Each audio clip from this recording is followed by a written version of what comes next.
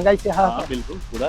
पहले जो 20 का था वो 30 का हो गया है। सरकार पूरी तरह से कमजोर है। कि अफसरशाही हावी है। पहले सरकार जो पेट्रोल के दाम बढ़ाई थी, इतना हाहाकार मच रहा था, अब कोई भी कुछ बोल ही नहीं रहा है। तेल सस्ता होता है अंतर्राष्ट्रीय मार्केट में तब तो कोई फायदा मिलता नहीं है, और जब महंगा होता है तब उसको महंगाई थोप दी जाती है। सीएनजी का दाम तो बीच में बहुत हाहाकार हुआ, उससे गवर्नमेंट की क्या फर्क पड़ता है? कोई फर्क नहीं पड़ता। गवर्नमेंट क्या फर्क, मर रहे हैं हम ना, मर रहे हैं। गवर्नमेंट का हमें गरीबों को ध्यान दे रहा है? नहीं, जो अमीर है अमीर की तरफ जा रहा है, गरीब जो मर रहा है वो मरने दो। सस्ता जब मिल रहा है तो पैसा वो बना रहे हैं, अडानी अंबानी जो भी है तेल में, तो आम जनता को तो कोई फायदा नहीं। सरकार से कुछ कहना चाहते हैं? कहने का कोई फायदा नहीं है। 2029 में क्या बीजेपी वापस आनी चाहिए या विपक्ष को मौका देना चाहिए? इतने सारे एग्जाम के पेपर लीक हो रहे हैं, टोटली प्री प्लान। कहीं मतलब है ही नहीं, सुविधा नाम की कोई चीज ही नहीं है। एक बार वोट दे दिया गलती से, अब उसको भुगतना पड़ेगा। गवर्नमेंट का टोटल फेलियर है।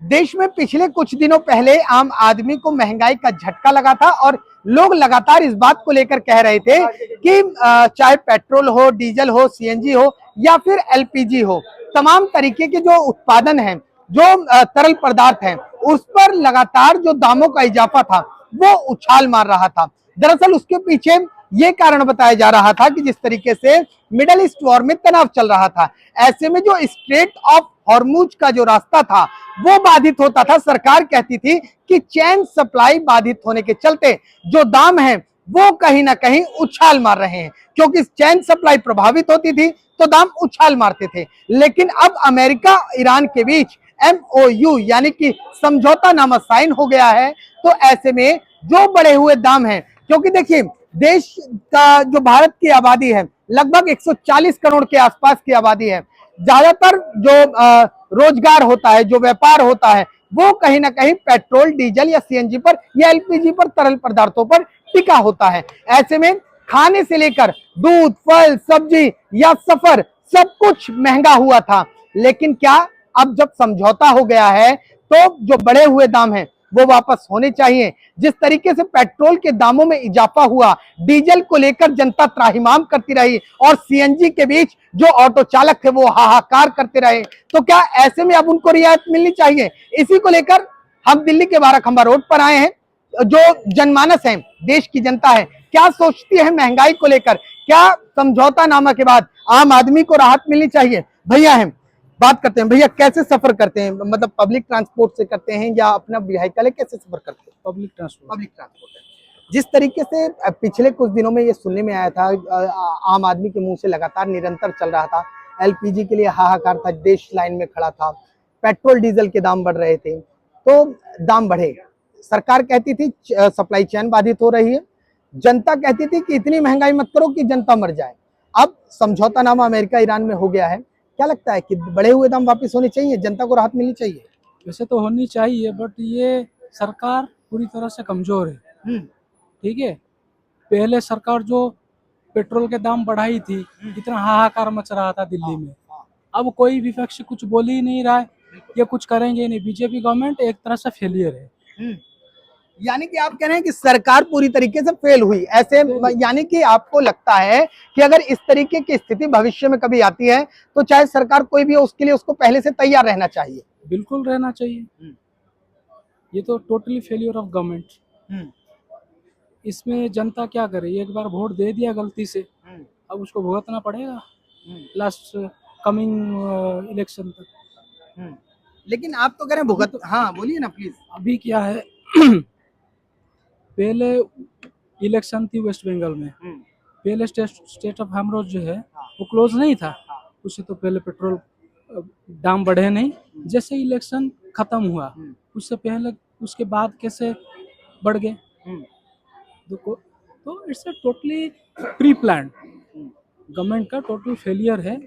और चलो, फर्स्ट ऑफ ऑल मतलब आपके जो मीडिया है, आपकी मीडिया को धन्यवाद करना चाहता हूँ कि मतलब इस तरह से आप मुद्दे उठा रहे हैं। बाकी मीडिया तो बिकाऊ है, तो वैसे ही आप उठाते रहिए।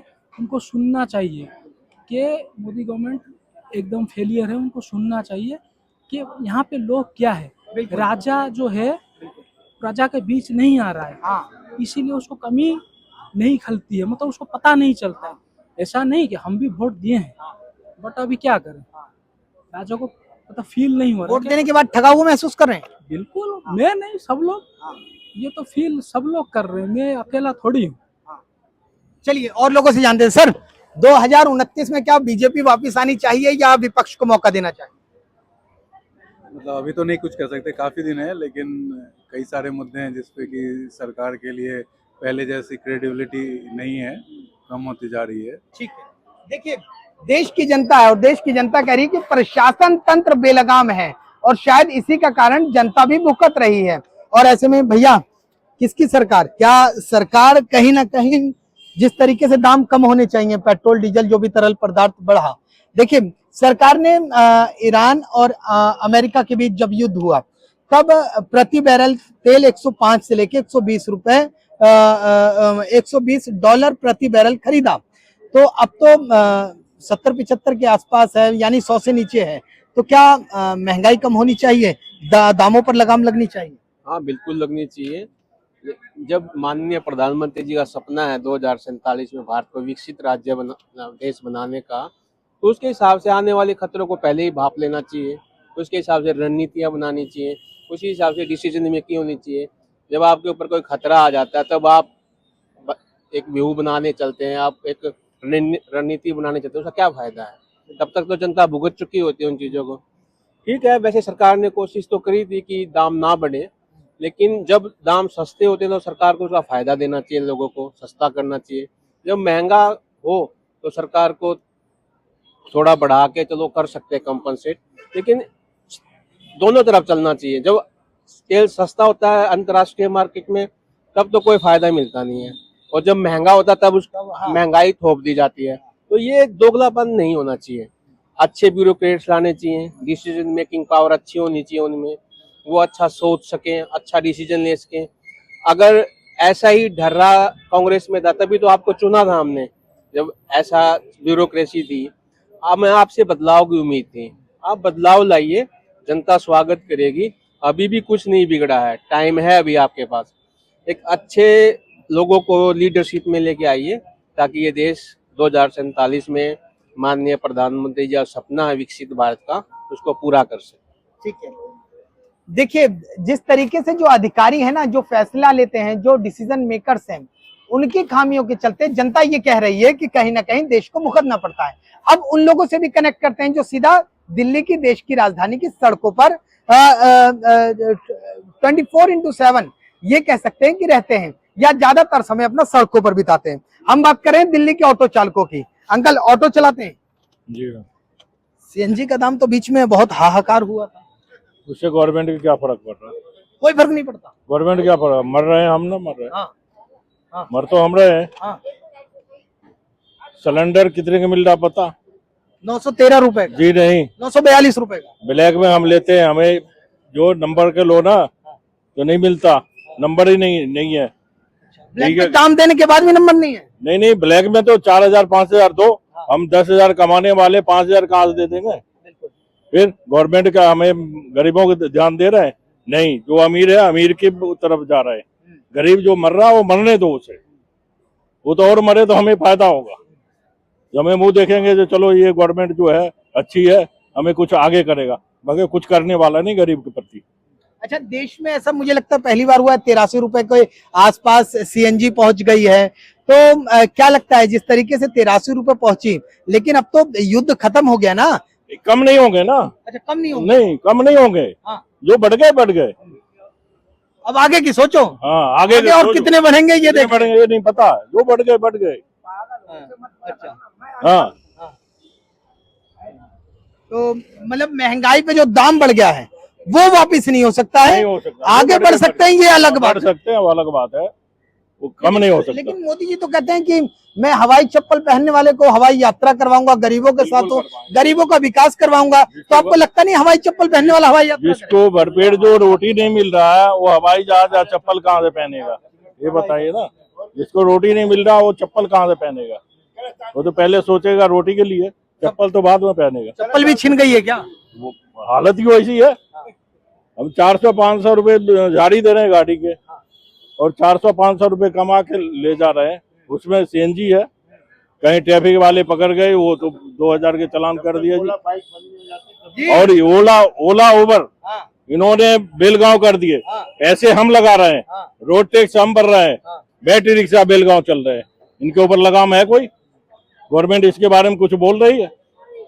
नहीं बोल रहे हैं ना, मर कौन रहे हैं? जो परमिट लेके चल रहे हैं। देखिए आम जनता है, आम जनता ने तो सारी बात खोल दी है। आम जनता ने कहा है कि पेट्रोल डीजल कहाँ सोच रहे हैं, चाय की बात कर लीजिए ना, महज 10 रुपए में मिला करती थी, आज 15 रुपए दाम हो गया है। थाली 50 रुपए में मिला करती थी, आज ढाबे पे 70-80 रुपए हो चुकी है। और ऐसे में जो दूध, फल, सब्जी सभी दामों में इजाफा हुआ था। लेकिन क्या आम जनता जिस तरीके से महंगाई की मार झेल रही थी, अब उस महंगाई की मार से निपटने के लिए जिस तरीके से अमेरिका ईरान में समझौता हो गया है, तो ऐसे में क्या दाम वापिस होने चाहिए? युवा है, यूथ है, देश के लिए आने वाला भविष्य है, क्या सोचता है वर्तमान सरकार को लेकर, वर्तमान में महंगाई की मार को लेकर? क्या हाहाकार है महंगाई से? हाहाकार बिल्कुल पूरा है। क्या अच्छा, ऐसा क्यों लगता है कि मैं सरकार कहती है सब चंगा सी? अब जैसे हमने पिया अभी रायता या कुछ भी चीज है, पहले जो 20 का था वो 30 का हो गया है। मतलब हर सामान पे 20 से 30% बढ़ गया है रेट, वो आपको भी पता होगा। तो हर महंगाई तो है ही, पूरा है। अच्छा, पिछले कुछ दिनों में क्रूड ऑयल पर, चाहे कोई सा भी वो कुछ क्रूड ऑयल कच्चा तेल जो था उसके दाम बढ़े, एलपीजी बढ़ी, सिलेंडर के लिए लोग लाइन में खड़े रहे, ठीक है। सरकार कहती थी कि जो चैन सप्लाई है वो स्ट्रेट ऑफ होर्मुज के रास्ते जो ईरान से आती थी वो बाधित हुई, इसलिए हम मजबूर हैं, कंपनियों को घाटा हो रहा है, दाम बढ़ाना पड़ा। लेकिन अब तो ईरान और अमेरिका का समझौता हो गया है। तो पहले भी बहुत सस्ता हुआ करता था, $70 पर वो, तब भी महंगा था, अभी और महंगा हो गया, फिर भी महंगा है, अभी फिर से घट गया, नहीं, अब दोबारा तो वापिस आ गया है, घट गया। हाँ, फिर भी वही रेट है। 102 पेट्रोल है, बताइए अब आम जनता के लिए तो सस्ता हो नहीं रहा है, वो तो ऊपर खा रहे हैं कंपनी वाले। सस्ता जब मिल रहा है तो पैसा वो बना रहे हैं, अडानी अंबानी जो भी है तेल में, तो आम जनता को तो कोई फायदा नहीं है। लेकिन सरकार तो कहती है हम गरीबों की सरकार है। कहने के लिए है। अच्छा, कहने के लिए है? कहने के लिए, असल में दिखता है, जमीन पे तो नहीं दिख रहा है। अच्छा, अब जमीन पे जो भी सामान है, खाने पीने का, आने जाने का, हर चीज पे 20 से 30% बढ़ गया है। और सैलरी कितनी बढ़ी है हमारी? सैलरी 5 से 10% बढ़ती है। अच्छा, तो जिस तरीके से हाहाकार हुआ, क्या कोई वेतन में इंक्रीमेंट इजाफा हुआ या वो पुराने ही दाम पे मजदूरी चल रही है? पहले से कम हुआ है, ज्यादा नहीं हुआ है। जो इंक्रीमेंट 10% पहले होता था उससे ऊपर अब तो 7-8% हो रहा है। यानी मजदूरों को कुचल के दबा दिया जा रहा है, चाहे और सरकार कह रही है सब चंगा। वही हो रहा है, मजदूरों को ही दबाया जा रहा है। अच्छा, किससे सफर करते हैं? पब्लिक ट्रांसपोर्ट से, अपना कन्वीनियंस? मैं तो मेट्रो से करता हूँ। मेट्रो से करते हैं। मेट्रो का फेयर भी बढ़ा? अभी तो नहीं, वो तो पहले ही बढ़ चुका था। तो 1-1.5 साल पहले ही बढ़ चुका था। सरकार से कुछ कहना चाहते हैं? कहने का कोई फायदा नहीं है। ऐसा क्यों लगता है कहने का कोई फायदा नहीं है? 10-12 साल में कुछ नहीं हुआ है तो अब क्या होगा? कहने का कोई फायदा नहीं है। 10-12 साल में मोदी जी ने कुछ किया ही नहीं, दिख तो नहीं रहा है हमारा। लेकिन ये तो कहते हैं हमने देश में विकास की गंगा बहा दी, जो पिछली सरकारों ने 70 साल में नहीं किया, हमने तो 12 साल में कर दिया। ये तो सरकार कह रही है। कोई भी सरकार, कोई भी होता, एक बच्चा भी होता, इतना कर देता जितना हो रहा है। इसको थोड़े विकास और वो बोलेंगे।